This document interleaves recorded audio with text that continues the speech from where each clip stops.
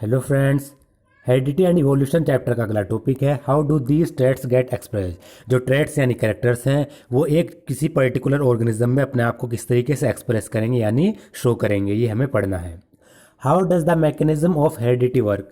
तो इसमें सबसे पहले क्वेश्चन पूछा गया जो हेरिडिटी है यानी जो कैरेक्टर्स एक जनरेशन से दूसरी जनरेशन में ट्रांसफ़र होते हैं, इसका मैकेनिज्म हेरिडिटी का प्रोसेस किस तरीके से वर्क करता है। Cellular DNA is the information source for making protein in the cell. और जो सेल के अंदर प्रोटीन बनता है उसका सोर्स क्या है? उसका सोर्स है सेलुलर डीएनए।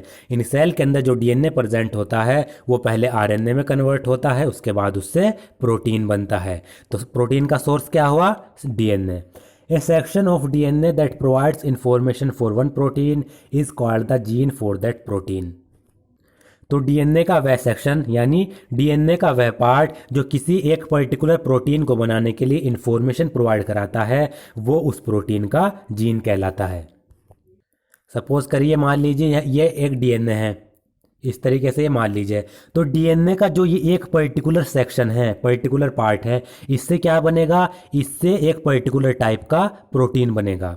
तो ये डीएनए का ये वाला पोर्शन इस पर्टिकुलर टाइप के प्रोटीन को बनाने के लिए इंफॉर्मेशन प्रोवाइड करा रहा है, तो ये क्या कहलाता है? इस प्रोटीन का जीन कहलाता है।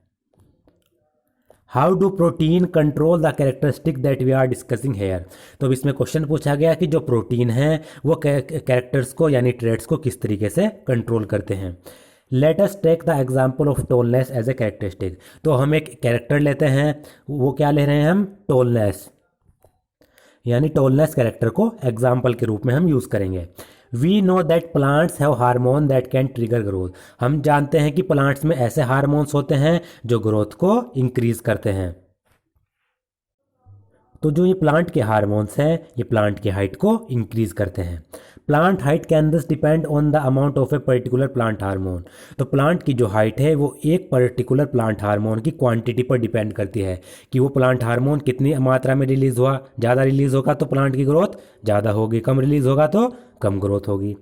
The amount of the plant hormone made will depend on the efficiency of the process for making it। और प्लांट के अंदर वो पर्टिकुलर प्लांट हार्मोन जो ग्रोथ को इंक्रीज करता है या डिक्रीज करता है, ग्रोथ के लिए जो ज़रूरी है, वो कितनी क्वांटिटी में बनेगा ये डिपेंड करेगा उस प्लांट हार्मोन को बनाने का वाला जो प्रोसेस है वो कितना एफिशिएंट है। अगर वो प्रोसेस एफिशिएंट है तो ज़्यादा प्लांट हार्मोन बन जाएंगे, वो प्रोसेस कम एफिशिएंट है तो प्लांट हार्मोन कम प्रोड्यूस हो जाएंगे।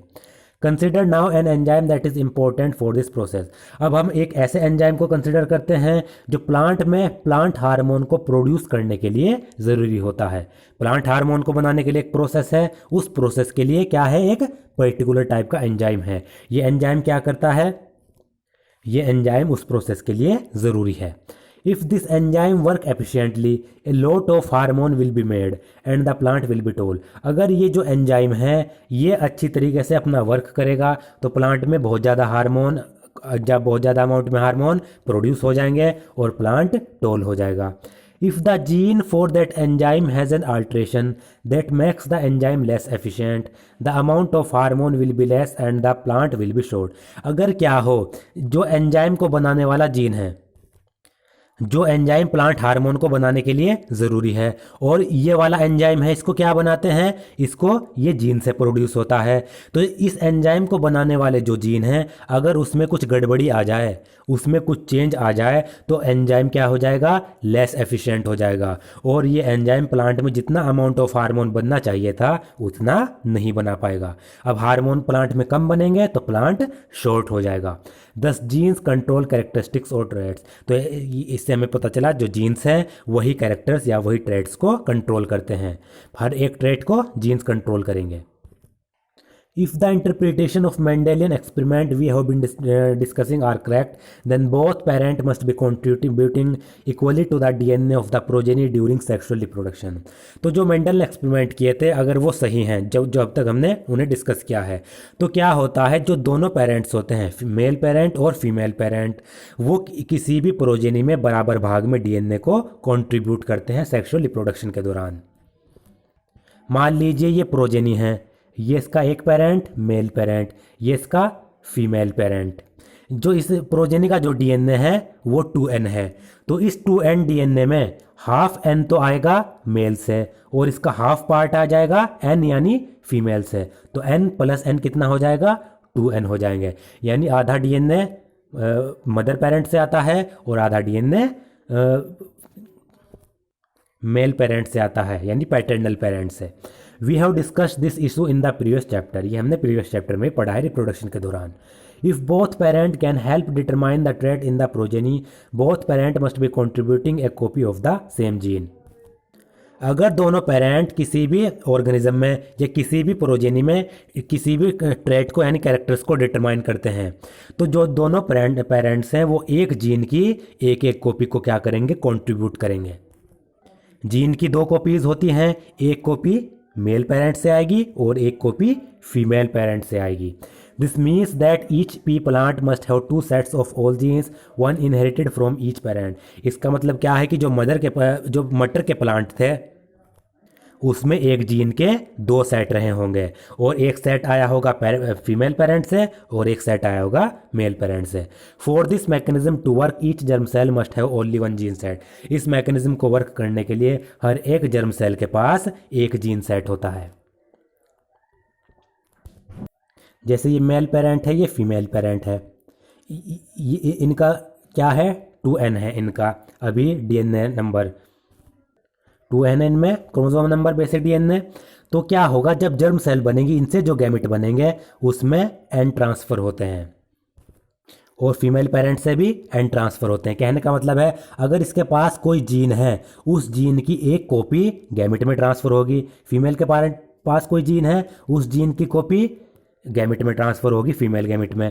फिर ये दोनों क्या करेंगे, मेल और फीमेल गैमेट आपस में फ्यूज़ करेंगे, फ्यूज़ करने के बाद प्रोजेनी बनेगी। तो प्रोजेनी में क्या हुआ, एक जीन का एक कॉपी इससे आई और एक कॉपी फीमेल पेरेंट से आई, फिर वो जीन पूरा हो गया, 2n डीएनए प्रोजेनी में ट्रांसफ़र हो जाएगा।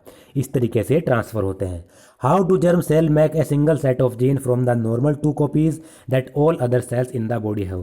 तो इसमें पूछा गया कि जो जर्म सेल्स हैं वो एक जीन्स का सिंगल सेट किस तरीके से बनाते हैं, क्योंकि बॉडी की जो दूसरी सेल्स हैं उसमें तो एक जीन की 2 कॉपीज़ होती हैं लेकिन जर्म सेल में सिर्फ एक ही कॉपी होती है। If progeny plant inherited a single whole gene set from each parent, then the experiment in figure 9.5 cannot work.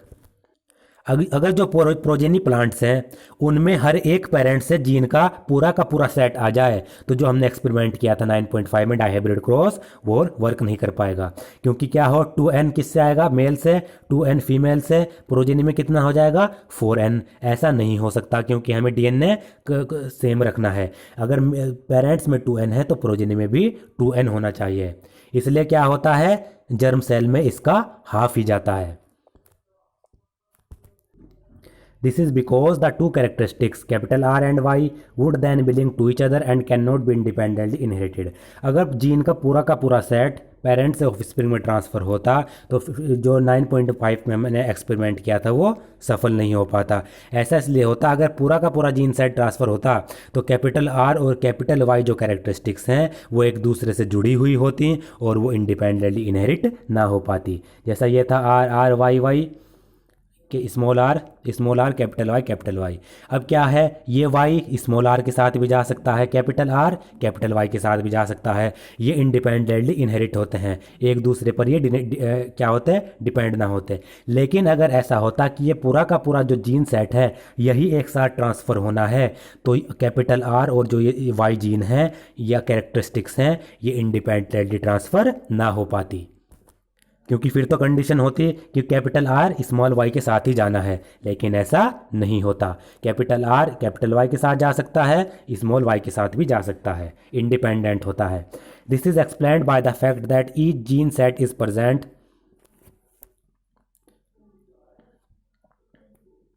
not as a single long thread of DNA but as a separate independent pieces each called a chromosome। तो इससे हमें पता चला कि जो gene होते हैं वो डीएनए के लॉन्ग थ्रेड के रूप में नहीं होते, कि डीएनए का एक लॉन्ग थ्रेड है सिंगल, इस रूप में जीन्स नहीं होते, बल्कि जो जीन्स होते हैं वो अलग अलग पीसेस में होते हैं जिन्हें हम कहते हैं क्रोमोसोम्स। ये इस जीन्स होते हैं इस प्रकार के। जीन्स जो होते हैं वो क्रोमोसोम्स के रूप में होते हैं और ये अलग अलग पीस होते हैं। ह्यूमन बींग्स में ये इस तरीके से 23 पेयर्स होते हैं। Thus each cell will have two copies of each chromosome, one each from the male and female parent। तो हर एक सेल में एक क्रोमोसोम की दो कॉपी होगी, एक आएगी उससे मेल पेरेंट से और एक आएगा फीमेल पेरेंट से। जैसे मान लीजिए सेल है, सेल के अंदर ये क्रोमोसोम्स हैं, तो ये वाला जो क्रोमोसोम का पार्ट है ये मेल पेरेंट से और ये वाला आता है फीमेल पेरेंट से। Every germ cell will take one chromosome from each pair and these may be of either maternal or paternal origin। हर एक जर्म सेल क्या करेगी, हर एक क्रोमोसोम के पेयर से एक क्रोमोसोम उस जर्म सेल में चला जाएगा। वो क्रोमोसोम मैटरनल भी हो सकता है, मदर से भी आ सकता है और फादर से भी आ सकता है। When two germ cell combine they will restore the normal number of chromosome in the progeny ensuring the stability of the DNA of the species. जब दो जर्म सेल आपस में कंबाइन करती हैं तो वो प्रोजेनी में जो नॉर्मल नंबर ऑफ क्रोमोसोम्स होते हैं उनको रिस्टोर कर देती है, जिससे किसी भी स्पीसीज में जो डीएनए की स्टेबिलिटी है वो बरकरार रहती है। ये मान लीजिए ये पेरेंट है, ये फादर यानी मेल क्रोमोसोम है, ये एक पेयर है फीमेल क्रोमोसोम में। इससे जो जर्म सेल बनेगी वो उसका एक पार्ट जाएगा, इससे जो जर्म सेल बनेगी उसका एक पार्ट जाएगा, फिर ये दोनों आपस में क्रॉस हो जाएंगे। क्रॉस होने के बाद जब जर्म सेल क्रॉस हो जाएंगी तो ये जो क्रोमोसोम है ये इनकी फिर से पेयरिंग हो जाएगी। तो आप देख सकते हैं मेल में पेयरिंग थी, प्रोजेनी में भी पेयरिंग है। Such a mechanism of inheritance explains the result of the Mendel experiment and is used by all sexually reproducing organisms। तो इनहेरिटेंस का जो ये मैकेनिज्म है ये मेंडल एक्सपेरिमेंट को के जो रिजल्ट हैं उनको एक्सप्लेन करता है, और जो ये इनहेरिटेंस का जो ये प्रोसेस है ये हर एक सेक्सुअली रिप्रोड्यूसिंग ऑर्गेनिज्म के द्वारा यूज़ किया जाता है। But asexually reproducing organism also follow similar rules of inheritance. लेकिन जो असेक्सुअली रिप्रोड्यूसिंग ऑर्गेनिज्म है वो भी इस प्रकार का जो इनहेरिटेंस का रूल है वो सेम इनहेरिटेंस के रूल फॉलो करते हैं। Can we work out how their inheritance might work.